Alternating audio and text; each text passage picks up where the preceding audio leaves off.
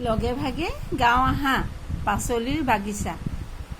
পাচলিৰ বাগিচা সৰু বাগিচা, মোৰ সৰু বাগিচা জানো দেখিছা। তাত মই ৰুইছোঁ পাচলি ইমান, সৰিয়হ ফুলবোৰ ফুলিছে কিমান। সৰু সৰু কোৰেৰে নিজে কোৰ মাৰোঁ, সৰু সৰু খন্তিৰে নিজে চহ কৰোঁ। আবেলি পাচলিত দিওঁ মই পানী, মটৰৰ কলিবোৰ খাওঁ ছিঙি আনি।